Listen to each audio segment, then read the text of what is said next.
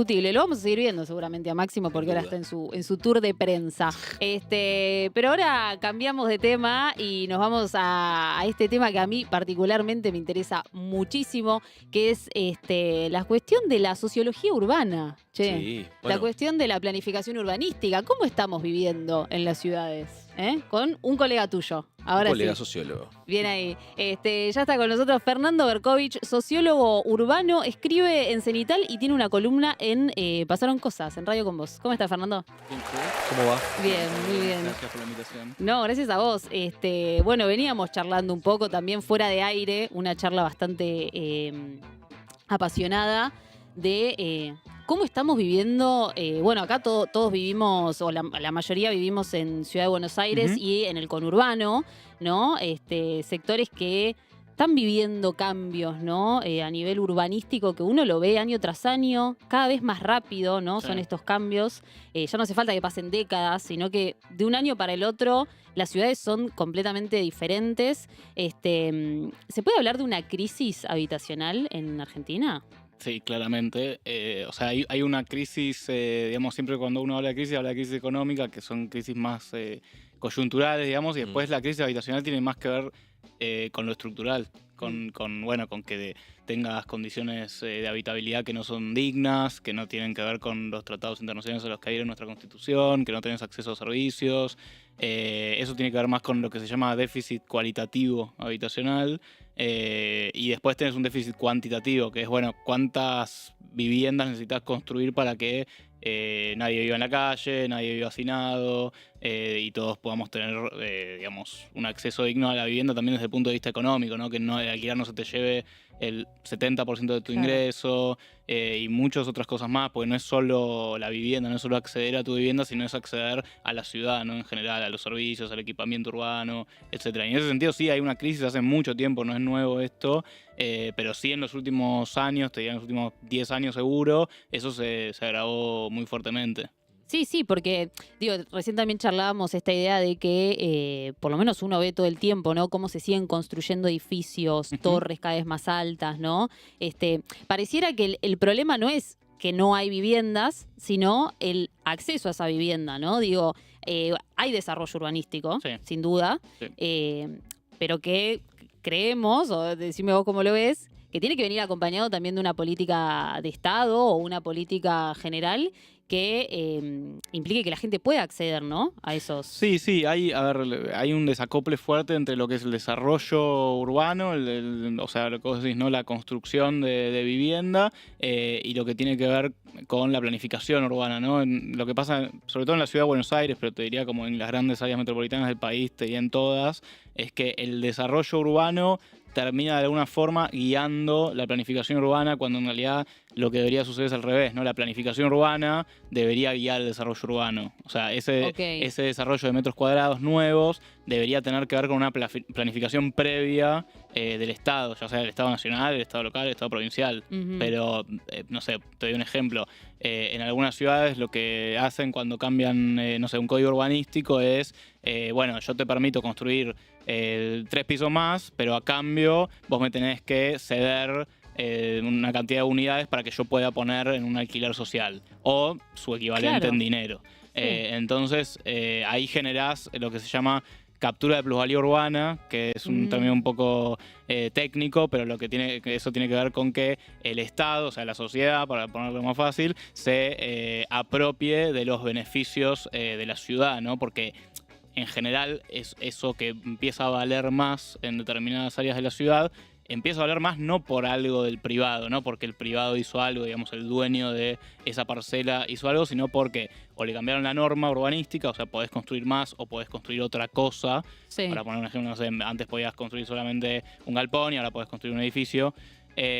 O por alguna obra que hizo el Estado, no sé, asfaltó la calle, puso un parque, lo que sea, aumentó el metro cuadrado. Eso no tiene que ver con la inversión privada, tiene que ver con la inversión pública, que es de todos. Entonces está bien que el Estado capture, digamos, recupere un poco de ese valor agregado, y de paso lo que hacemos es que no haya zonas de la ciudad que valgan mucho más que otras zonas, porque ahí tenés otro problema después, que es la desigualdad. En Buenos Aires es muy claro entre el norte y el sur de la ciudad.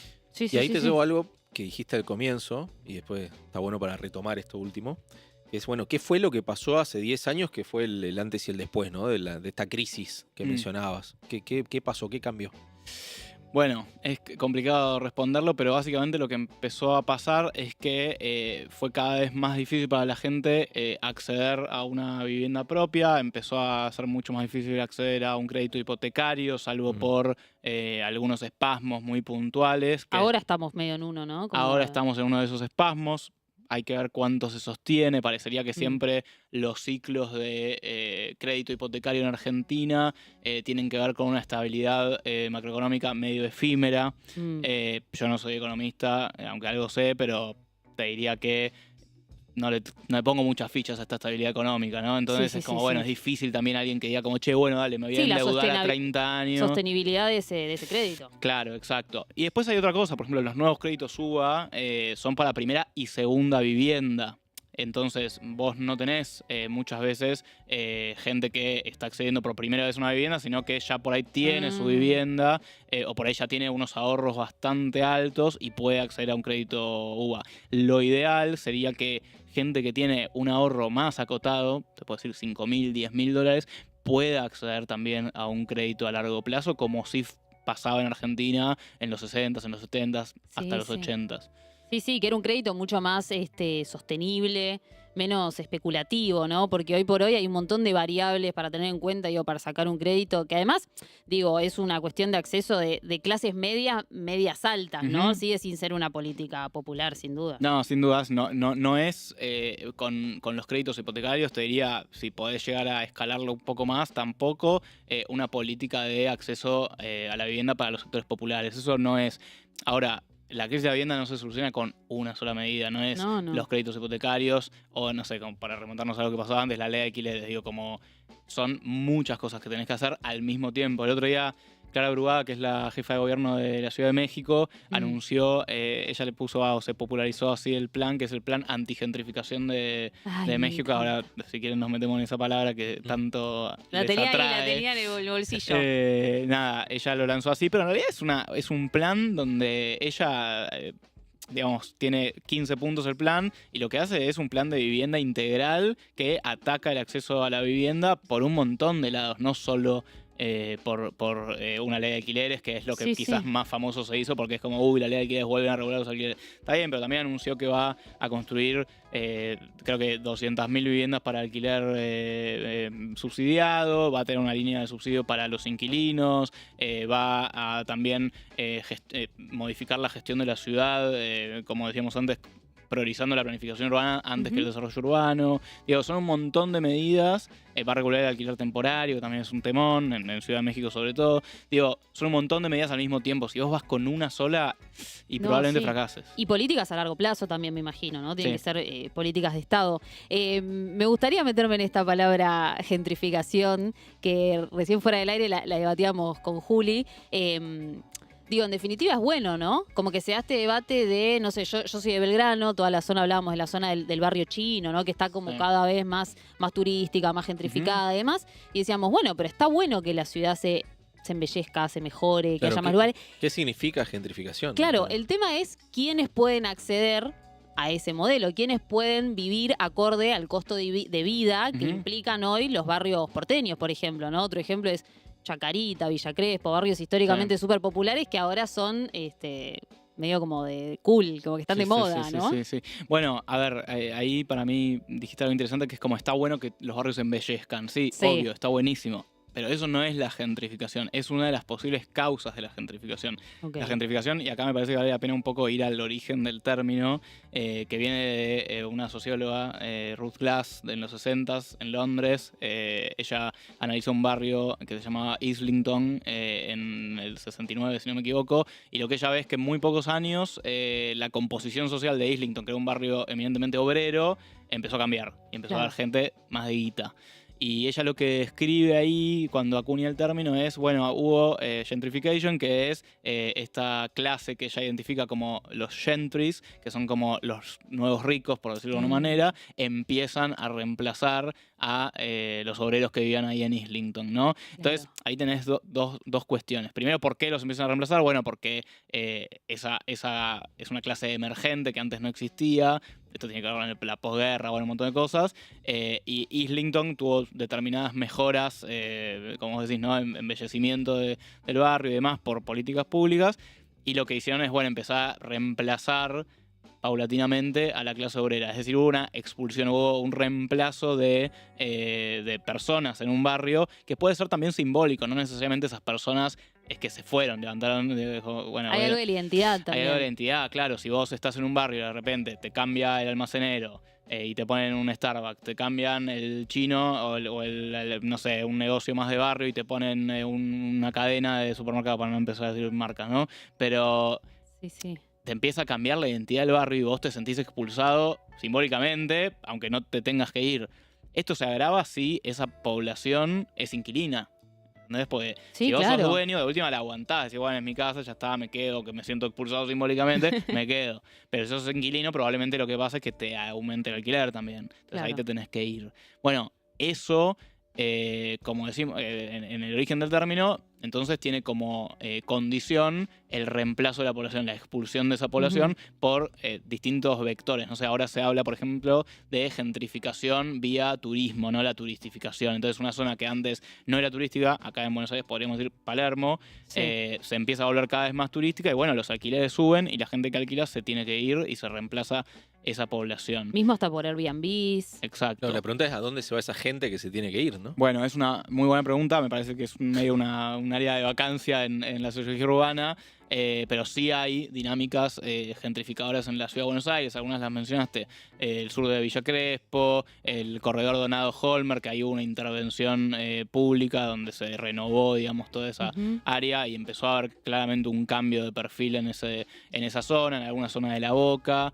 Entonces vos decís, bueno, no tiene nada de malo que se embellezca. Ahora, si ese embellecimiento trae aparejado una expulsión de población, hay un problema.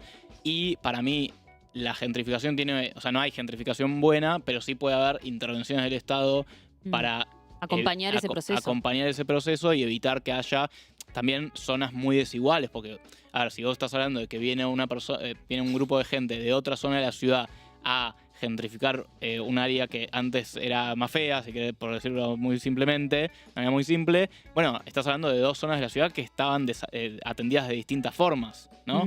Entonces, la solución para que no haya gentrificación es que todas las áreas de la ciudad estén igualmente servidas, ¿no? Igualmente con los mismos servicios, con el mismo equipamiento, igual de lindas, con los mismos parques. Bueno, eso es lo que no pasa. Entonces, por eso tenés estas dinámicas gentrificadoras. Sí. No, y también me imagino el agotamiento de las ciudades, ¿no? Digo, de los sistemas cloacales, de electricidad, de atendido eléctrico, de estacionamiento, ¿no? Estacionar en la ciudad de Buenos Aires, cualquiera que maneja sabe que es casi imposible, ¿no? Como hasta dónde también aguantan las ciudades, porque construyendo para arriba, bueno, es como que es infinito, ¿no? Pero después hay un sistema, bueno, el transporte público también, ¿no? Sí, claramente ahí hay, de nuevo, ¿no? Como tener que poner la planificación por delante del desarrollo urbano es muy importante. Yo creo que en la ciudad de Buenos Aires todavía entra mucha más gente. Para que te des una idea, desde el 47, desde el censo del 47, que la ciudad no pasa de los 3 millones de habitantes, 3 millones 100, 3 millones 200, como más o menos no está creciendo. ¿Desde 1947? Desde el último censo que creció sustantivamente la población de la ciudad de Buenos Aires fue en 1947. ¿Mira? Sí.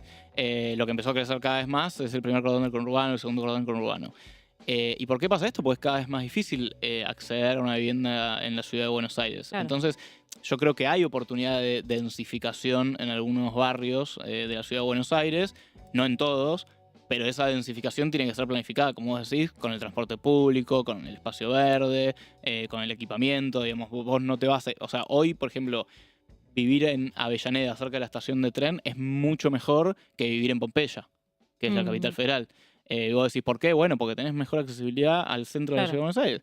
Entonces, digo, ahí es complicado, ¿no? Y por eso hay barrios de Avellaneda que son más densos que Pompeya. No hay mucha vuelta que darle, ¿no? El Estado es el creador de valor, por más que ahora está medio fuera de moda eso, ¿no? Pero el Estado es el que crea valor en la ciudad de Buenos Aires. Después, obviamente, hay inversión privada, bienvenida sea, todo bien, pero los que primero crean valor y hacen que la tierra cambie de precio es el Estado.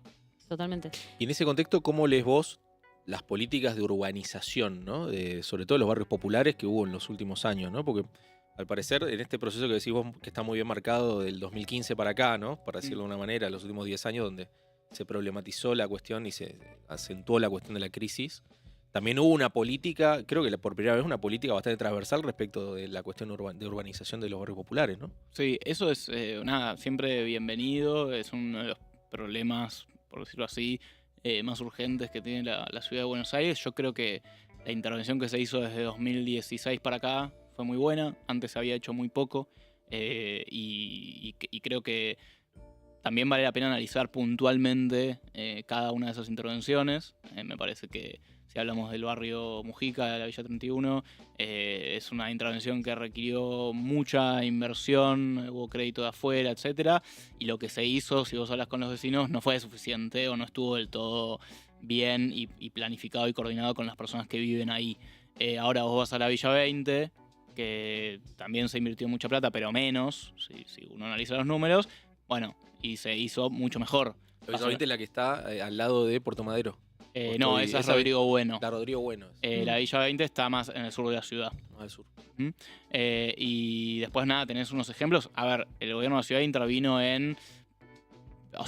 realmente en 4 barrios populares de la ciudad de Buenos Aires. Y bueno, en la ciudad de Buenos Aires hay muchos más barrios populares, hay creo que cerca de 50. Entonces, nada, es un 10% de la población que vive en barrios populares de la ciudad de Buenos Aires. Es un montón de gente que se merece política pública, al igual que el resto de la ciudad. Y me parece que hoy en día, con el nuevo gobierno después de Horacio Rodríguez Larreta, eso no está pasando. O sea, Claro. básicamente, vos vas al barrio, no hay más obras, no hay, hay tapar baches, cosas mínimas, pero no hay un plan de urbanización en Sí. marcha, y eso es muy preocupante porque es realmente de las mejores cosas que se hizo en el gobierno de la ciudad. Si bien uno tiene críticas, para mí podría haber sido mucho más escalable, se podrían haber hecho las cosas mucho mejor, etcétera, etcétera, pero de 2016 a 2023 se hicieron cosas que no se habían hecho nunca en los barrios populares de la ciudad de Buenos Aires, y eso hay que decirlo. Y de 2024 hasta ahora se hizo muchísimo menos, y es una política que es una pena que se haya perdido, porque es una forma de integrar barrios que no estaban integrados a la ciudad. Claro. Le mejorás la vida a un montón de gente, y no hacerlo lo único que va a provocar es que en unos años salga mucho más caro hacerlo. O sea, no es que no se va a hacer. Sí, Eso, sí, simplemente estás perdiendo tiempo. Exacto. Sí, bueno, igual pareciera, digo, traes un montón de soluciones, como que existen modelos también en el mundo, ¿no? De poder pensar a las ciudades de otra manera. Sin embargo, lo pienso en Argentina y digo, parece como bastante utópico, ¿no? Pensar en ese tipo de modelos, que haya un proyecto político que apunte, ¿no? A ese tipo de cuestiones, ¿no? Como, ¿hay salida de esta cuestión? Bueno, a ver, plantear si hay salida o no, por ahí, no sé, es como, no tengo la respuesta, pero me parece que tampoco es utópico pensar en que puede haber aproximaciones a esa salida, paulatinas. Cuando hablamos de estos modelos que vos decís, che, hay políticas en otros países del mundo que no siempre es Austria o España o Inglaterra. Sí. Chile está haciendo cosas muy interesantes, Uruguay está haciendo cosas muy interesantes, Colombia Brasil está haciendo cosas interesantes. Entonces no es que nosotros estamos pensando con una mente europea los problemas de Argentina, como muchas veces te dicen. No, hay cosas en Europa interesantes para tomar, sí, que también las podemos hacer. Hay cosas que se pueden tomar de otros países latinoamericanos también. Por decirlo de alguna manera, por poner un ejemplo, en Chile, Santiago de Chile, que hace 20 años o 30 años tenía un transporte público muy, muy inferior al nuestro, hoy tiene un transporte público bastante superior al nuestro. Mirá. Y eso, nada, tiene que ver con la falta de inversión en el subte, la falta de inversión en el tren, la falta de inversión en otras movilidades nuevas, como pueden ser los tranvías, las ciclovías, etcétera, que Santiago de Chile ha empezado a pensar hace mucho tiempo y que Buenos Aires abandonó. Sí, ojo que se viene la línea F también, ¿eh? Sí, yo vine en la línea F. Todos vinimos en la línea F, ¿no? Imaginaria. Sí. Muy cómoda. Claro, tiene que haber voluntad política, básicamente, para que este tipo de cosas pasen. También es un tema bastante de moda en redes, ¿viste? Esto como de pensar las ciudades, no sé, pienso en este chico Beltrán Briones, ¿vos lo tenés? Me suena. Un chico que habla de No, yo no. cómo proyectar las ciudades, qué barrios están de moda, Ujú. qué barrios están buenos, cuáles no. Búsquenlo Nada más porque, desde el punto de vista inmobiliario. claro, Sí, es un después influencer, ahora me acordé, lo sí, conozco, lo conozco.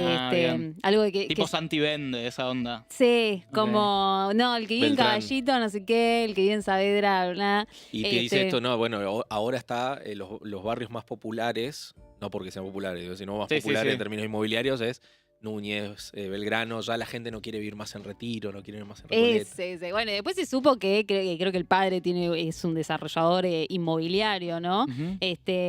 Pero del otro lado, mientras tanto, también hay una realidad que vemos todos los días, los que vivimos en la ciudad de Buenos Aires, que también es la gente en situación de calle, ¿no? Sí. Mucha gente que definitivamente no tiene ni acceso a la vivienda más precaria siquiera, ¿no? Sí. ¿Existe algún tipo de política, algún tipo de modelo para incluir a esas personas? Sí, obvio que existe. Yo creo que es de lo más preocupante. Uno cuando ve personas en situación de calle es como se le empieza a ocurrir como, bueno, políticas quizás más asistencialistas, pero en realidad cuando uno ve una persona en situación de calle lo que está viendo es el último eslabón de esa crisis habitacional Sí. de la que hablábamos antes, ¿no? Como es la persona que se cayó del sistema de la vivienda, digamos, ¿no? Que lejos de ser entendido como un servicio público, es entendido como una mercancía. Derecho básico. ¿no? Ah, Entonces, sí, claro, claro. digo, como el mercado lo entiende como una mercancía, cuando en realidad es un derecho básico, está en la Constitución, etcétera. Bueno, esa persona está viviendo en la calle.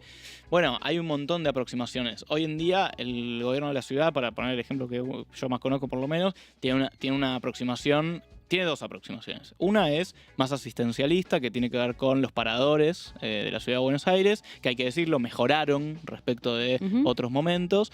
Y después tiene una política punitivista al mango. Al mango. Sí. Eso es lo más novedoso, entre comillas, ¿no? Porque que además digo, se hacen gala de eso, eso y es lo suben novedoso. videos, entonces, Es que ya no hay ánimos ni de esconderlo. Digo, como que todo lo contrario. se hacen No. spots enteramente basados en cómo sacan a personas en Sí, situación sí. de calle de determinados lugares, el antes y el después. Sí, y eso hay que decir algo que es que uno por ahí ve como muy lejana esa situación, pero la verdad que la persona en situación de calle, digo, puede ser una persona, un familiar, un amigo, digo, como una persona que fue cayendo de escalón a escalón hasta que no tuvo dónde dormir y durmió en la calle o en un parador, o alguien que viene a juntar cartón a la ciudad de Buenos Aires y no llega al último tren, y ahí se te mezclan dos problemáticas, porque por ahí Sí, tiene sí, una sí. vivienda en la provincia de Buenos Aires y no llega al último tren y dice, bueno, nada, duermo en la estación, o no quiero gastar esa guita en el transporte y duermo.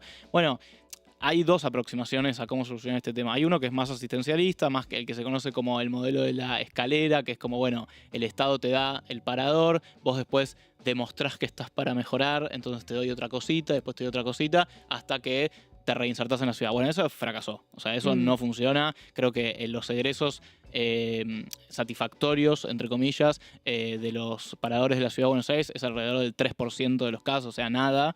Y después tenés otro modelo que es el que está teniendo mucho éxito en muchas ciudades del mundo, porque es una problemática global el tema de las personas viviendo en la calle, que tiene que ver con el housing first o la vivienda primero.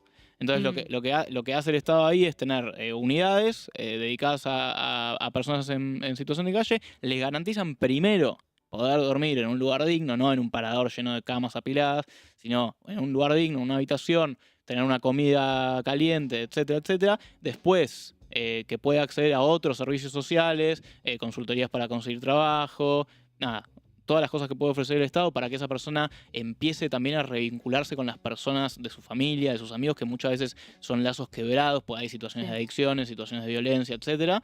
Y una vez que esa persona está en condiciones de poder volver a salir al mercado laboral, etcétera, recién ahí podés empezar a hablar de una solución habitacional para esa persona. Si vos lo primero que haces es ponerlo en un parador y esperar que mejore solo, y mucho no vas a lograr, y no son cuantitativamente tantas las personas en situación de calle como para que el Estado lo aborde de esa manera. Porque uno dice, pero el Estado no tiene suficiente plata. Bueno, primero el Estado podría tener esa plata recaudando de personas que tienen mucha plata en la ciudad de Buenos Aires, sí, y tienen básicamente. muchas viviendas, ¿no? Entonces podría haber una recaudación más lógica en la ciudad de Buenos Aires y que no dependa todo de ingreso bruto, por ejemplo. Ya nos vamos a otro tema. Pero más allá de eso, digo, la ciudad de Buenos Aires podría darles una solución habitacional a 9.000 personas o 10.000 personas en las que viven en la calle, ¿no? Entonces, y a partir de ahí que mejoren. Es Sí. cierto que como dice parte del gobierno también, ¿no? Que las personas en situación de calle que están en la ciudad de Buenos Aires vienen más de la provincia.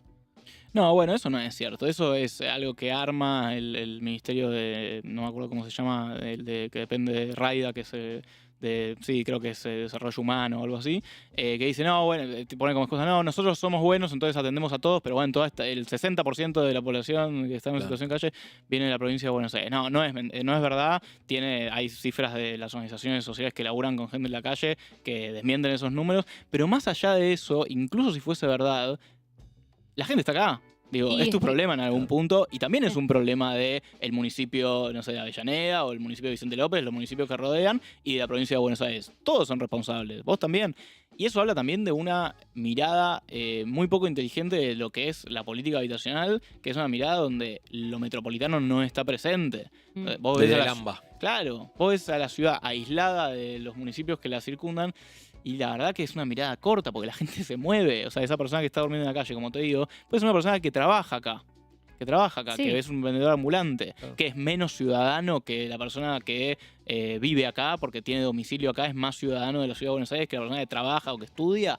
Y es raro pensarlo así, ¿no? No, y también hacerse cargo de un modelo de país y de ciudad en el que está todo muy concentrado, ¿no? Digo, el que viene a la ciudad de Buenos Aires también posiblemente venga a buscar cosas que no existen o que no hay en otras partes de la provincia, en otras ciudades, en otra parte del país, ¿no? Totalmente, y son desigualdades históricas. Para que te des una idea, en los 70 durante la dictadura hubo un plan de erradicación de barrios populares, de villas, Sí. y erradicaron miles y miles y miles de familias. ¿A dónde? A la provincia de Buenos Aires. Entonces que podría venir, no sé, Kicillof y decir como, che, bueno, y toda esta gente que vivía en la ciudad de Buenos Aires y me la tiraron a mí en los 70, te la devuelvo. No sé, viste, como... Sí, raro. Es medio raro pensarlo así, como siempre hay historia, no es que vos agarrás la ciudad de cero, bueno, nada, te las tenés que arreglar y tenés que tener una política para eso, así como te digo, y la verdad que los municipios del AMBA deberían tener políticas más piolas para la persona que vive en situación de calle, que no las tienen tampoco en su mayoría. Sí. ¿Y ahí crees que esto que decías de lo punitivo es